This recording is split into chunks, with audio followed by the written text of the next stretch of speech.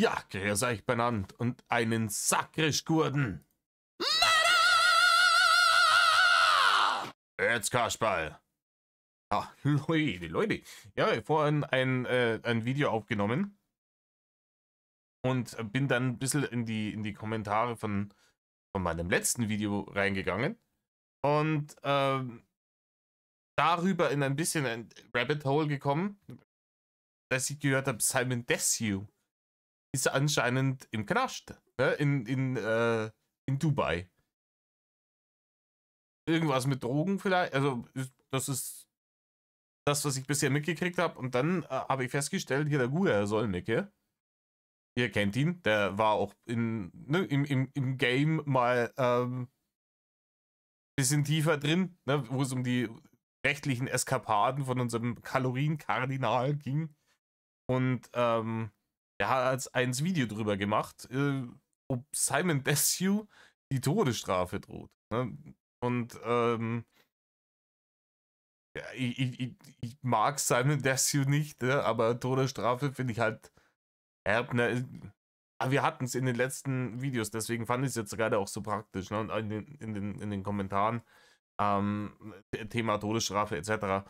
Und ja, ich bin gegen Todesstrafe generell, aber mich interessiert das jetzt natürlich, wenn der da jetzt irgendwie in Dubai hergegangen ist und die Scheiße gebaut hat, was dann da passiert. Ne? Und dementsprechend schauen wir uns das mal an. Ich habe das jetzt auf 1,5 gestellt, weil jeder, der hier den guten Herrn Solmecke vom WBS schon mal gehört hat, weiß, der spricht sehr langsam und das geht mir persönlich fürchterlich auf die Eier. Richtig. In diesem Sinne, Leute, hockt euch her, Sammermeere, reißt euch eine Häube auf. Mir ging einer ins Strafrecht von Dubai. Keine Ahnung, schauen wir einfach mal. Deutsche Influencer, die suchen schon mal gern das Weite. Nicht, weil sie reisen wollen, sondern weil sie Einkommenssteuer sparen wollen. Und ein beliebtes Ziel ist Dubai. Und einer der ersten Influencer, die nach Dubai ausgewandert sind, war... Ja, oder Madeira, ne? Ein gewisser mittelfränkischer Ex-YouTuber. Simon Desue. Der hat allerdings jetzt so seine Probleme mit Dubai, denn er ist dort erwischt worden wegen Drogenhandels an. Simon Desue gehört für mich aber auch in dieselbe Kategorie irgendwie. Leute, bei denen ich absolut nicht nachvollziehen kann, wie die irgendwie erfolgreich, reich und prominent geworden sind. Das ist dieselbe Nummer wie mit Katja Krasavic aus dem letzten Video. Also beziehungsweise da, vorletzten Video. Ich begreife nicht, wie diese Menschen mit dieser Scheiße so erfolgreich geworden sind. Der Mann hat sich irgendwie Nutella in die Badewanne und hat sich da drin gesuhlt. Und das war Content für den. Das hat gereicht, dass er nach Dubai auswandert, weißt? Weiß ich nicht.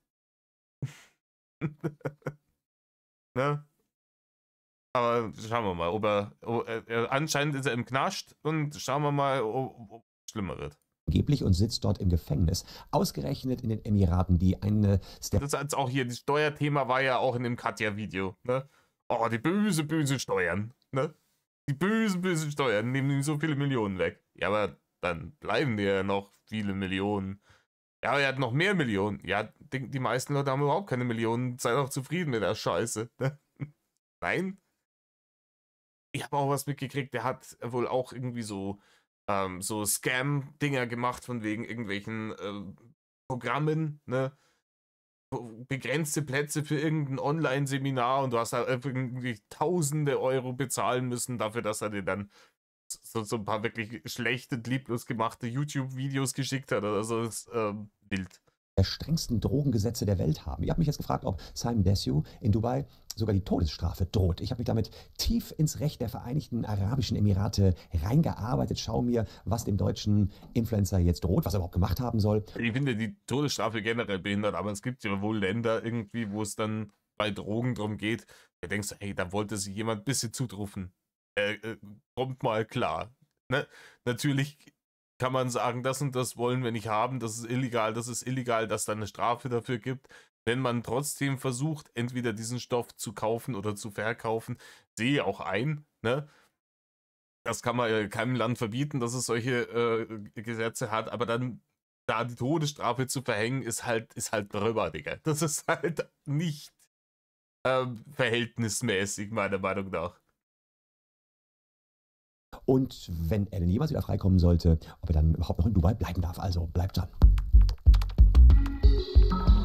Ich bezweifle, dass der dann noch in Dubai bleiben darf. Ich werde die Emirate, schätze ich, eher so ein, als dass die kriminelle Ausländer rausschmeißen. Ne? Was ihr gutes Recht ist. Hallo, ich bin Christian Solmecke, Rechtsanwalt und Partner bei WBS Legal in Köln. Und es gibt so YouTuber in Deutschland, die gehören einfach zum YouTube-Inventar wie kaum jemand anderes, sowas wie die Gründungsmitglieder YouTube Deutschlands. Und Simon Desue, der ist so jemand schon ewig gefühlt dabei und ist damals ganz bekannt geworden, 5 Millionen. Ja, aber ich weiß nicht, Simon Desue wäre jetzt auch nicht, ist der schon so lange auf YouTube? Der wäre jetzt nicht so, wenn ich sage deutsche YouTube-Urgesteine, wäre das nicht der erste, der mir einfällt. So, da wäre ich eher bei wie Waititi oder so oder Gronk auch oder solche Sachen. Weiß ich nicht. Klicks hatte sein Video mit seiner Kritik an SchülerVZ. Schauen wir da noch mal ganz kurz rein. Mal sagen, SchülerVZ ist einfach unnötig. Unnötig. Ihr wollt wissen, warum SchülerVZ unnötig ist? Hier sind meine Top 4 Dinge, warum SchülerVZ einfach sinnlos ist. Also, er hat es damals schon gecheckt und eine große Wutrede auf SchülerVZ losgetreten und das hat wirklich die Massen bewegt. Dann hat er 2019 noch 2 Videos veröffentlicht, wo er gesagt hat, ich besorge mir im Darknet. Ich finde lustig, dass damals das ein Video war, wo ein Aufreger war. Oh, SchülerVZ soll unnötig sein? Nein. Diese ganzen VZ-Seiten, die gibt es schon gar nicht mehr, glaube ich. Ich glaube, die sind auch nicht mehr aufrufbar. Was hat es noch gegeben? Lokalisten hat es gegeben. Alter, das war auch ein Sammelbecken für PDF-Files, das der Sau graust hat. Falschgeld und kauft davon was, wenn ihr genügend Klicks auf irgendetwas gebt. Das hat zu einer Hausdurchsuchung geführt, da hat man über 9.000 € bei ihm beschlagnahmt. Es gab dann eine Verhandlung in Hamburg. Er ist am Ende aber freigesprochen worden, weil er gesagt hat, hey Leute, ich bin nur ein Fun-Kanal, ich hatte nie vor, hier irgendwelche Straftaten zu begehen. Das ist hier die Chewbacca-Verteidigung, oder? Ja, war ja alles bloß Spaß. Ihr habt 9.000 € Falschgeld bei mir gefunden, die wir im Darknet geholt haben. Oh, Joke. Und das funktioniert, euer? Wie? Und was hat er dann gemacht? Irgendwie, ich weiß nicht, welche Drogen der angeblich verkaufen wollte in Dubai. Hat er wahrscheinlich dasselbe probiert. Ja, das halbe Kilo Koks, das wollte ich ja gar nicht verkaufen. Ich mache einen Spaßkanal im Internet. Ich hätte es dann schon vernichtet. Wie würde der Ding sagen, hier ApoRed Gesetz ist treuer Bürger, ja. Also nochmal Glück gehabt, dann kam seine Instagram University, die auch negativ aufgefallen ist. Und zuletzt hat der YouTuber Torben Platzer ein Video zu ihm gemacht, das ist noch gar nicht so lange her. Simon Desue scammt seine Community mit Trading Bot. Da ging es darum, dass Simon Desue jetzt unter die Trading-Experten gegangen ist. Und es sind aber immer, also die Überschriften, die ersten 5 Worte sind immer die gleichen. Ne? Die ersten 6 sogar eigentlich. Es fängt immer an mit Simon Desue scammt seine Community mit. Und dann momentan populärsten Internetbetrug hier einfügen. Jetzt sind es Trading Bot. Davor waren es Instagram University oder was weiß ich, was die Scheiße. irgendwelche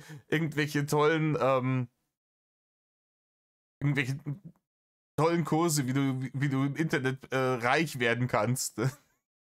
Aber den eigentlich wirklichen Trick, den verrät er dann nicht. Das ist halt einfach Leute betrügen. Du wirst im Internet reich, indem du es schaffst, dass dumme Idioten dein Seminar buchen für Tausende von Euro, indem du angeblich erzählst, wie man im Internet reich wird. Ne? Da beißt die Katze in den Schwanz. Tatsächlich ihm vorgeworfen wird, seine Community zu hintergehen. Habe ich euch in der Caption verlinkt, wer das nochmal genauer wissen will. Derweilen ist Simon so drauf, dass er vor irgendwelchen Helikoptern in irgendwelchen Learjets postet, vor seinem Lamborghini, seinem tollen Haus, an tollen Orten und. Also wenn man so seinen Instagram-Kanal anschaut, der zumindest bis zum Tag der Verhaftung noch betrieben worden ist, sah es so aus, als wenn er eigentlich ein Leben in Saus und Braus hatte. Das könnte jetzt eventuell zu Ende sein, wenn es stimmt, was hier gepostet worden ist. Die Polizei soll Drogen sichergestellt haben. Deutscher YouTube-Millionär in Dubai offenbar verhaftet worden. Also das ist gerade die aktuelle Situation und ich muss sagen, wenn man sich näher damit beschäftigt, sieht es gar nicht gut aus. Ja, da wäre es dann vielleicht, keine Ahnung, jetzt sollte da wirklich die Todesstrafe drohen. Da wäre es dann im Nachhinein vielleicht doch besser gewesen, ne, in einem zivilisierten Land zu leben, wo man anständig seine Steuern bezahlt, immer noch trotzdem Millionär ist, ne, und wo man vielleicht für so einen kleinen Fauxpas, ne, wie Stoff zu Hause, nicht an die Wand gestellt wird. Wäre es nicht schön gewesen, wenn man dann doch irgendwo in einem Rechtsstaat geblieben wäre? Für Simon Desue. Und es könnte schon sein, dass er da viel Geld und vor allen Dingen auch seine Freiheit verlieren könnte. Apropos viel Geld, wenn ihr viel Geld gewinnen und nicht verlieren wollt, es ist ein zweiter Topf aufgemacht worden von denjenigen, die Meta verklagen wollen. Die brauchen eure Rechte, damit ihr Ja, bla mit bla. unserer Klage gegen Meta Ja, eure Klage gegen Meta, die interessiert mich einen gesichert hat. Simon Desue kann die jetzt vielleicht gebrauchen, um seine... Mir fällt gerade ein, warum ich eigentlich diese WBS-Videos nicht mehr schaue. Ne? Weil das halt auch, die dauernd kommen mit ihrer, ja, wir verklagen den für euch und diesen und jenen und allen und da kriegst du dann nur 20 Mark. Ja, halt 50 Euro. Ne? Anwälte zu bezahlen, das wird nicht ganz günstig werden in Dubai. Mit bürgerlichem Namen heißt er übrigens Joshua Paul Weißleder und er soll schon im September einsetzen.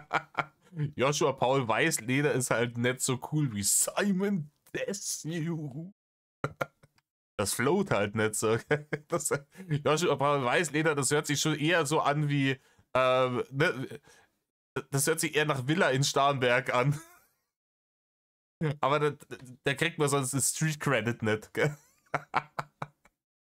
Joshua Paul Weißleder, Digi.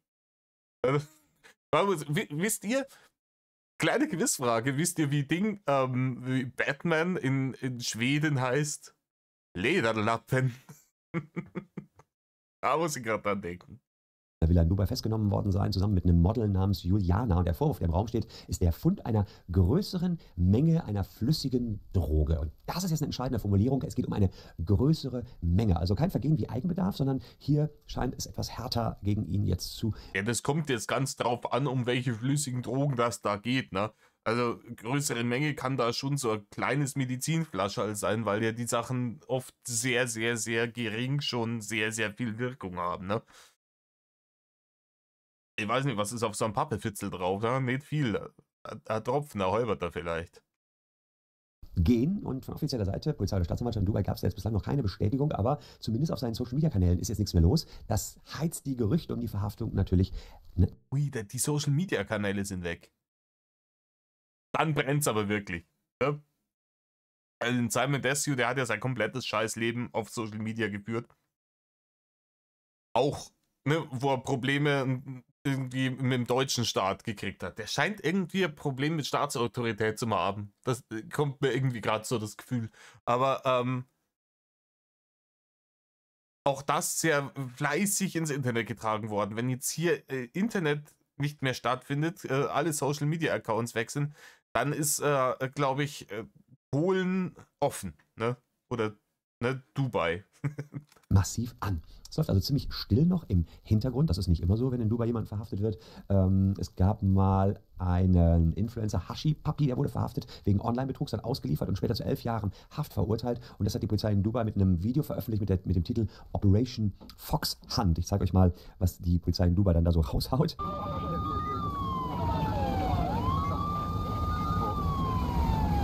Also so zeigen die das in Dubai, wenn die jemanden verhaften. Das haben sie jetzt bei Simon Desue nicht gemacht. Wäre ja mal interessant, was die da dann zeigen würden. Das läuft jetzt aktuell noch so ein bisschen still und heimlich. Er soll in Dubai jetzt in Haft setzen. Da stellt sich die Frage, was dem gebürtigen Hamburger jetzt drohen könnte in den Emiraten. Habe ich mir reingeschaut. Sie haben eines der härtesten Drogenrechte der Erde.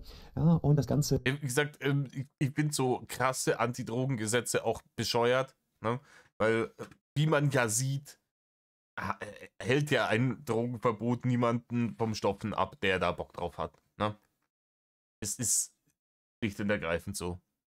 Ich würde eher auf präventive und unterstützende Maßnahmen setzen. Aber es scheint wirklich irgendwie bei vielen Leuten halt immer noch gut anzukommen, wenn man sagt, das und das wird einfach verboten, fertig aus. Ja, ich bin der Meinung, Verbote sollten für Sachverhalte aufgehoben werden, wo es wirklich einen Übergriff in die Freiheit oder das Leben anderer Menschen gibt, ne? Du darfst, da sind wir bei den, von wegen 10 Geboten oder sowas, ne? Aber, ne, klar, Körperverletzung etc. bla bla bla. Was du dir ins Hirn ballerst, um mal kurz die Sicherung rauszuschrauben, keine Ahnung, ne? Ist doch dein Bier. Verfolgt eine Null-Toleranz-Politik. Ich habe mir deren Strafgesetzbuch Hat er verstanden? Komm. angeschaut und mal ins Deutsche übersetzt, damit wir das ja auch alles uns zu Gemüte führen können. Prost, by the way. Steht also hier Strafen, Vorsichtsmaßnahmen und Verfahren. Eine Freiheitsstrafe von nicht weniger als 3 Monaten oder eine Geldstrafe von nicht weniger als 20.000 Dirham und nicht mehr als 100.000 Dirham wird in folgenden Fällen verhängt. Abhängigkeitsherstellung in irgendeiner Weise oder Eigengebrauch unter anderem als den genehmigten Umständen oder in höheren Dosen als der ärztliche Verschreibung angegeben von einem der in den Anhängen aufgeführten Betäubungsmittel. Und da sind dann eben verschiedene Betäubungsmittel. Da müsste man mal schauen, was ist da wirklich jetzt bei ihm gefunden worden. Das ist erstaunlich, ne? Wenn man das hier vom Arabischen ins Deutsche übersetzt, klingt genauso geschwollen und behindert wie bei uns. Ne? Bürokratie ist halt dann doch die, wie würde der DJ sagen, die Love Language der Arschlöcher auf der ganzen Welt. Und die Frage, die allerdings jetzt hier ganz wichtig ist für das Strafmaß, ist, ob der Täter das gemacht hat nur zum Eigenkonsum.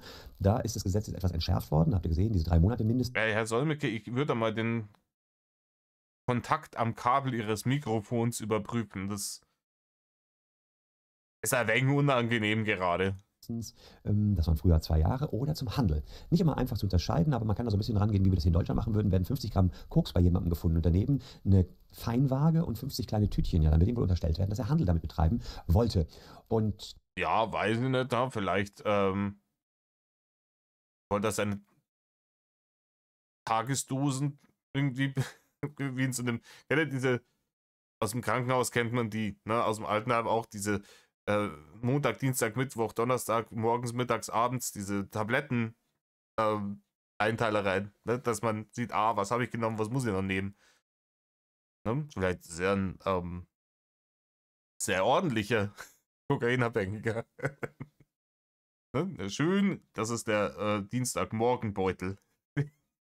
Oder der hat sich seinen eigenen Adventskalender gebastelt. Oh, was wird's wohl heute sein? Oh, Kokain. Ich bin schon gespannt auf morgen. Oh.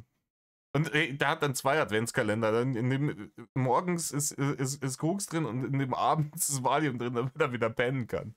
das wird die entscheidende Abgrenzung sein. In Dubai gab es eine Gesetzesänderung im Jahr 2022. Da sind die Gesetze für den Eigengebrauch deutlich heruntergeschraubt. Die Strafen für den Eigengebrauch mit Drogen deutlich runtergeschraubt worden. Das kam von 2 bis 4 Jahren auf 3 Monate. Allerdings auf den Drogenhandel. Da stehen mindestens 10 Jahre Gefängnis bis zu lebenslänglich, was für Ausländer 25 Jahre bedeutet. Oder in harten Fällen Todesstrafe. Das ist wild. Das heißt also, wenn der denen jetzt versichern kann, sodass das für den Eigengebrauch war, kann der theoretisch in 3 Monaten aus dem Knast sein und muss sich dann halt aus Dubai verpissen im Zweifelsfall. Was schlecht ist, weil dann muss er, wenn er dann nach Deutschland kommt, muss er sich hier mit den Behörden rumschlagen. Weil da laufen, glaube ich, auch noch die ein oder anderen Verfahren gegen ihn. Aber immerhin, ne? Und im schlimmsten Fall, wenn sie sagen, nee, wir glauben dir das nicht, dass du damit nicht handeln wolltest, dann, wild. Aber ich weiß nicht, ob er dann argumentieren kann, sagt er, ja, ich bin sehr reicher, wohlhabender Influencer, Millionär. Und ich weiß ja, dass das illegal ist. Und deswegen wollte ich die Transaktionen auf ein Minimum beschränken. Ne? Ich habe keinen Bock, irgendwie einmal in der Woche zu einem Dealer zu gehen, um diesen Stoff zu holen, weil es jedes Mal ja ein riskanter Move ist, das dann wieder, sondern deswegen haben wir gedacht, kaufst du gleich einmal eine große Menge, das reicht dann fürs ganze Jahr und dann, ne, wenn er jetzt so argumentiert, vielleicht kommt er da durch, aber ansonsten Mindeststrafe 10 Jahre, wenn sie ihm den Handel, wenn sie ihm den Handel unterstellen, da ist, ne, da hat dann der Spaß ein Loch irgendwann, ha? Das habe ich mir mal genauer angeschaut. Ja, also da seht ihr. Vor allem, wenn jetzt, das jetzt auch aber das wird er jetzt nicht sagen, ne? Wenn jetzt ein Simon Desue von Dubai wieder nach Deutschland ziehen müsste, muss der dann Steuern nachzahlen? Hier, sagen die dann, ja, am Flughafen, so wenn er ankommt, ja, hier, Herr Lederlappen, ne, wie hieß er? Sie haben mit deutschsprachigen Content in der Dachregion so und so viel Barne gemacht in den letzten Jahren. Wir kriegen jetzt da so und so viel Steuern, da hätte er richtig Bock drauf, ha? Hier, das war dieser reine Konsum, ja. Da geht es ja auch darum, wie oft er das macht. Ja, da kann das immer weiter verschärft werden, wenn er das immer weitermacht. Und auf alle Fälle, diese Strafen werden nachher deutlich verschärft, wenn es eben nicht mehr nur noch zum Eigengebrauch ist und nicht mehr zu persönlichen Zwecken, sondern die Absicht ist sozusagen. Aber ist komisch, gell? Bei uns sagen sie immer, diese Drogengesetze, die müssen verschärft werden, bla bla bla bla bla. Und dann schaust du in Länder, wo es so extrem krasse gegen Drogengesetze gibt. Komischerweise wird da auch gestopft. Fast so, als würde das gar nicht so viel bringen, das zu verbieten. Das Ganze weiter zu verkaufen. Dann eben kommt man wirklich zweistellig ins Gefängnis, also 10 Jahre sind das Minimum, was er dann ins Gefängnis käme.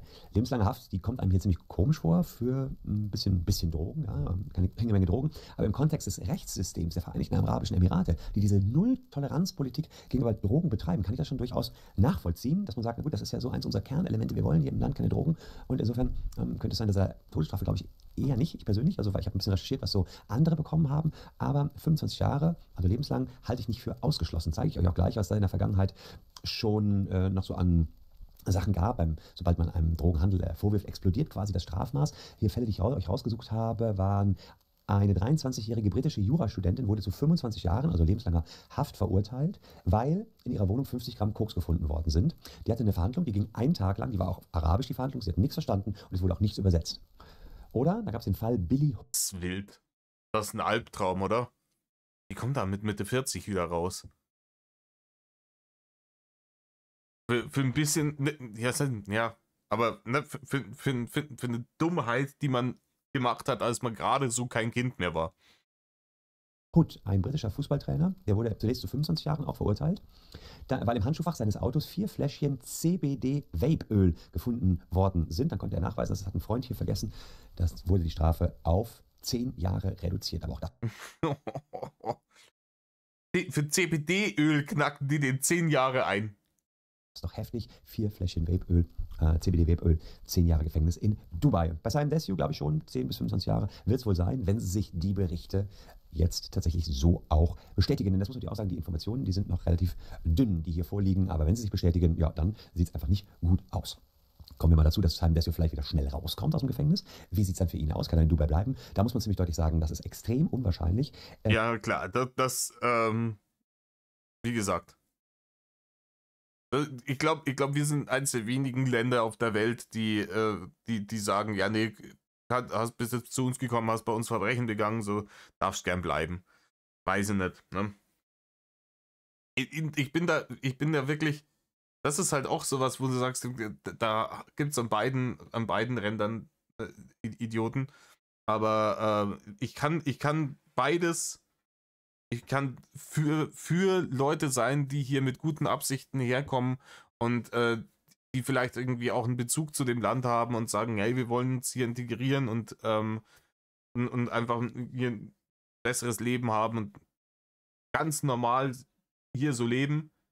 Ja, da kann ich immer noch dafür sein und trotzdem sagen, hey, ich finde es gut, dass wir eine Möglichkeit haben.